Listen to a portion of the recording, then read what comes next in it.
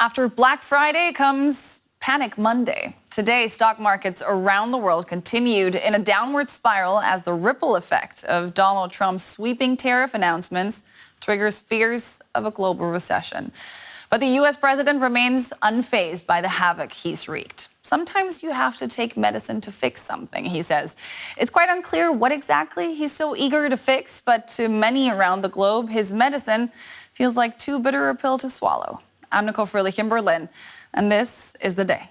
Our country has gotten a lot stronger, and eventually it'll be a country like no other. It'll be the most dominant country economically in the world. Pain in the market. At some point, you're unwilling to tolerate this idea of a Trump put. Is there a threshold?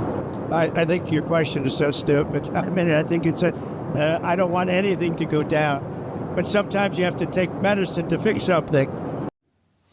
That was Donald Trump on Air Force One defending the market turmoil caused by his tariff policy, calling it the medicine the global economy needed to take. Now, China gave Trump a taste of precisely his own medicine in return. Last week, Beijing was among the first to strike back with its own tariffs on U.S. goods, as well as export curbs on rare earths. Now, Donald Trump has doubled down, threatening even more punitive measures against China.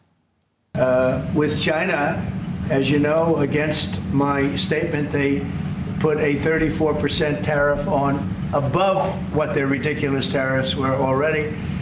And I said, if that tariff isn't removed by tomorrow at 12 o'clock, we're putting a 50% tariff on above the tariffs that we put on.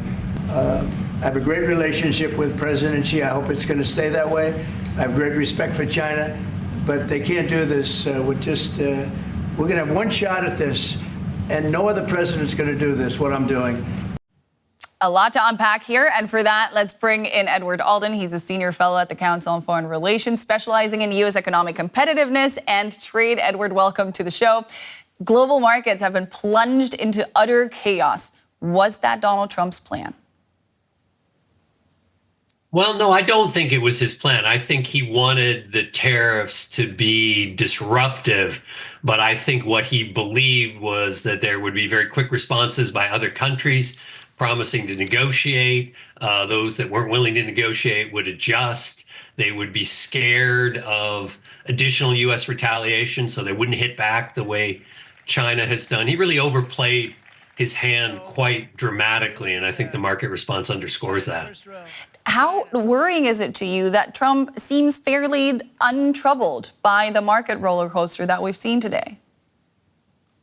I'm pretty worried by it for two reasons. One, this is an old issue for him. This is something that Donald Trump has wanted to do going all the way back to the 1980s when he was upset with Japan over what he felt was unfair trade competition with the United States. So he is fixated on this issue, has been for decades.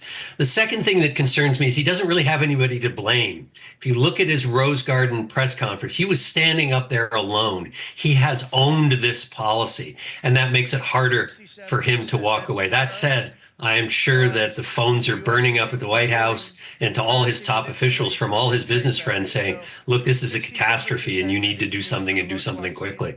Yeah, because we're witnessing him take down the decades-old global trade architecture that the U.S. built. What exactly do you see as his end game here? You say he had a fixation with this long ago already. Does the way he's trying to get to wherever he's trying to get, does his methodology make sense to you? I don't think there's a strategy here, and that's why, we're all scratching our heads a bit, and the markets are in this state of massive uncertainty. He basically has a core belief that tariffs are good, that it will help to rebalance imbalanced relationships, that tariffs will bring in revenue for the U.S. Treasury so he can do big tax cuts.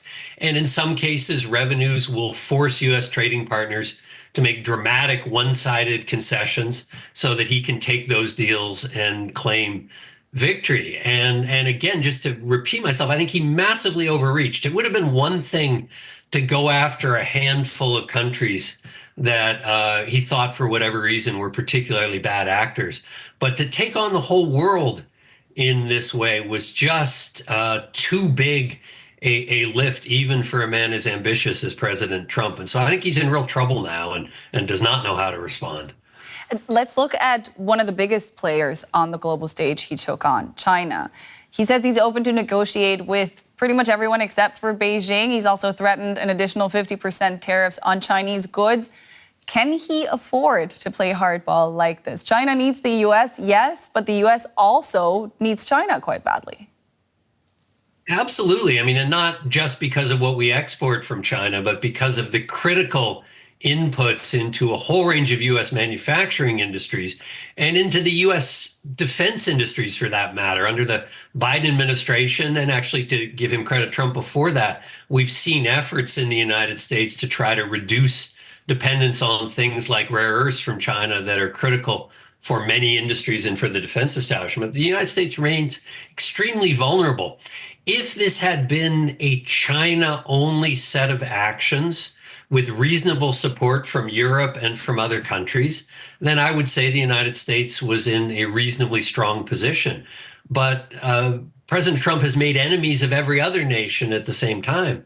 So I think left the United States in an extremely vulnerable position in trying to prosecute this trade war with China. I mean, China has a lot of chips. They are far from powerless.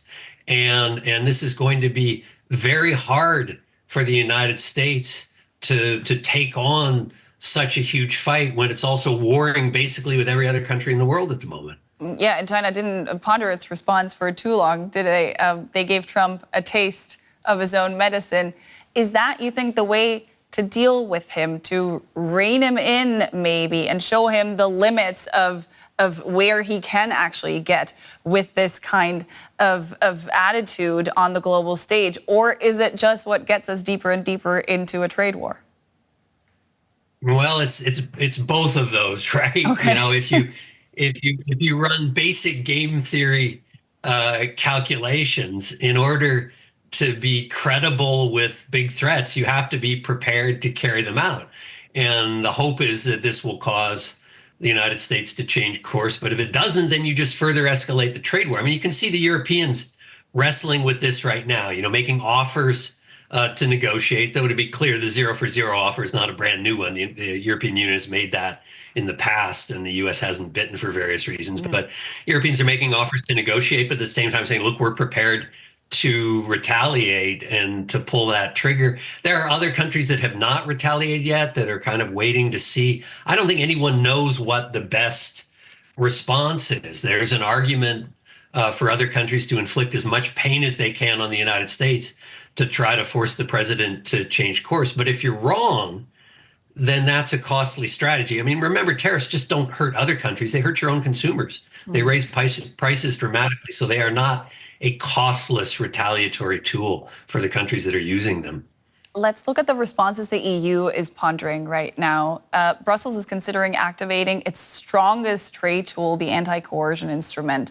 That was initially drawn up with countries like China and Russia in mind. What do you make of the fact that the EU is even considering, even if they don't go through with it, but considering using what's being nicknamed the trade bazooka against its biggest trading partner? Well, I mean, again, you kind of have to look. The U.S. fired, I actually must confess, I don't know exactly what comes out of a bazooka, some very large round.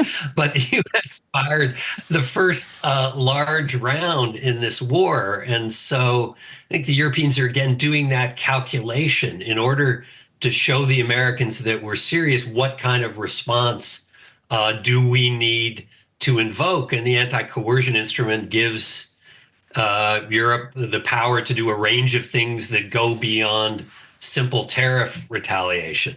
But again, that's dangerous, right? If the Europeans, start going after U.S. tech companies or doing other things to try to damage core U.S. interests, then the Americans may find other ways to respond as well. And this is, again, why you don't want to go into these trade wars, because they become very uncertain and very costly. And again, to get back to where we started, that's why the markets don't really know how to respond to all of this. There does not seem to be an off-ramp at the moment, and there is the possibility of seriously damaging further escalation.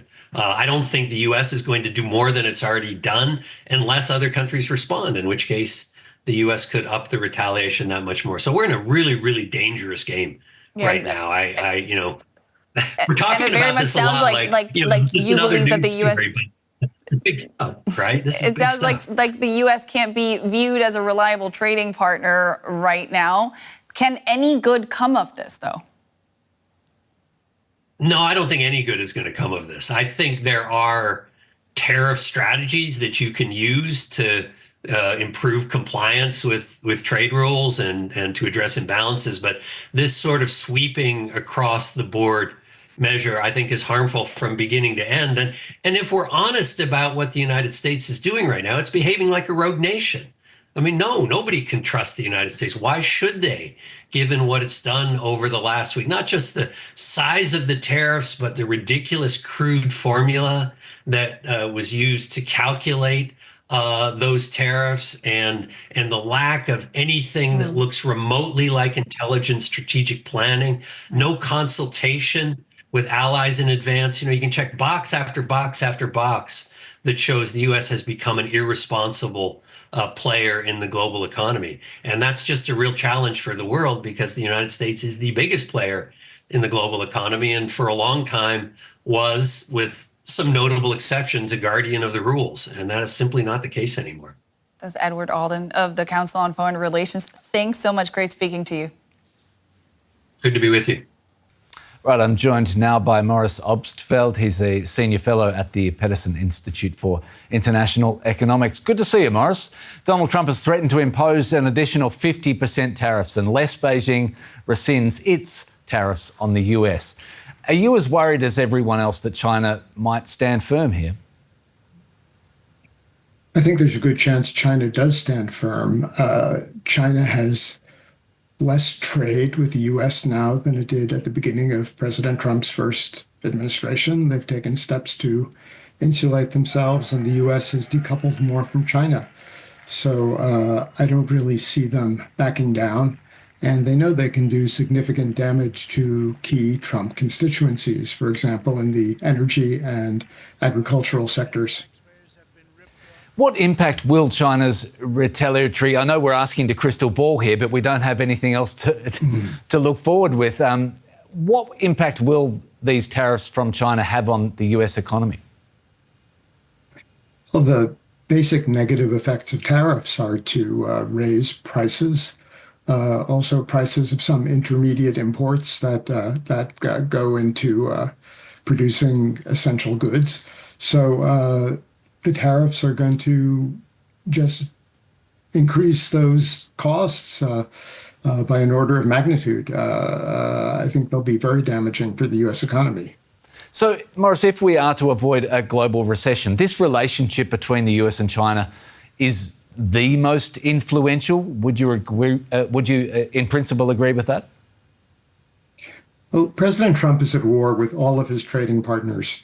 That includes Europe. That includes the rest of Asia. That includes developing countries. So I think the relationship with China is important, but to single it out as the key element, I think is wrong. I think this is a very broad-based assault on everyone, and the global effects are going to be very pervasive for that reason. What about US companies and the private sector, the investors? They've lost a lot of money, all of them pretty much. If the big names with serious wealth start breaking ranks and criticising Trump, is that the point at which the president might rethink this strategy?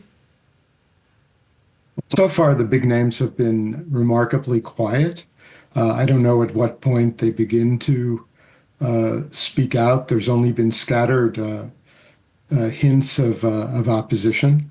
I see President Trump as being quite determined to pursue this path. He believes deeply in what he's doing. If there's one topic on which he's been very consistent for decades, it is his love of tariffs. And I think it'll take a lot to dislodge him from this path. And with that in mind, we start looking for potential solutions. The EU's working on one, and it's said to be floating the idea of dropping all tariffs on US goods and pitching a free trade between the US and EU. Is giving Trump something that looks like a victory a good idea, perhaps?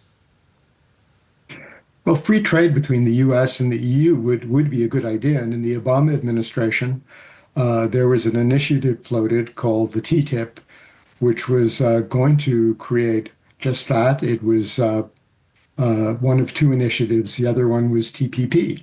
And at the time, Trump pulled out of the TPP deal. It had been completely negotiated. He was not favorable to TTIP, but that would be a constructive way to move forward in resolving these issues. Now, if you look at the actual tariffs that President Trump imposed, they're not based on actual trade barriers. They're based on bilateral trade surpluses that various countries have with the U.S. So what he's been calling for in his most recent comments is an elimination of those surpluses.